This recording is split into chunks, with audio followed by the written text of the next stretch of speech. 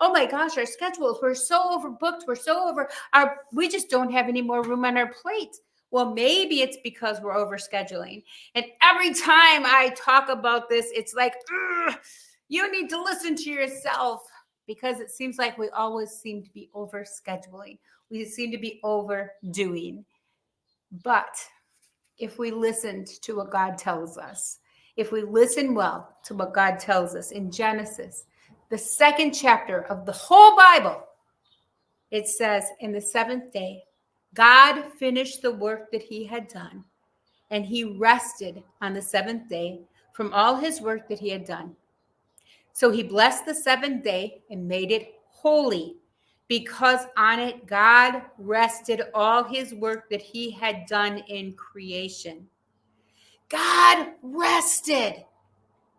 After he had everything that he had on his schedule done, he rested. Are you taking time to rest?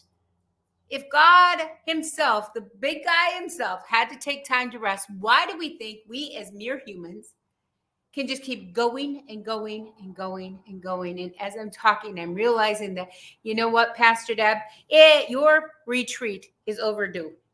Your time is overdue. Your retreat time is way overdue. Take time. God took time away. He said it's good. Look at around you, the things that you've done and the beauty that's around you, and it is good. It is good. And if God takes the seventh day to rest, when are you taking to rest? What are you setting aside to rest? So that was God, the big guy himself, you know.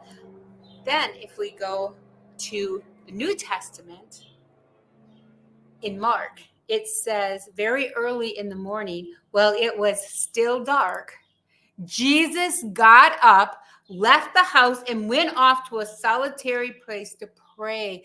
Jesus scheduled in time to pray. He knew his day was going to be busy. He knew he had a lot of things to do, but you know what? He got up early. He got up early. He scheduled time to spend time with God. In your Hot Mess Express, if you are not taking time to set aside for yourself, to rest, to set aside for you and God, you are going to be a hot mess, and you're going to be riding that express for a very long time. You really are. Then in Luke it says, but Jesus often withdrew to lonely places and prayed. He did it a lot, guys. And we think we can do it once every quarter. That's me. We think we can get away once every quarter. No. Jesus knew better. God knew better, but we as humans think that we are better or that we know better. But I think we can learn a lot from this absolutely amazing word in Scripture. In Luke, it goes on to say, one of those days, Jesus went out to the mountains to pray, and he spent the night praying to God. He spent the night praying to God. He took time away from his busy schedule of healing people, of making sure his disciples were taught, of having people that he was meeting. Come on, guys. We are so overscheduled. We are so overdone. Our lives are so overworked. When are we going to be smart enough to rest like God did after his work? When are we going to be wise enough to go to God and take some time from our busy schedule and pray?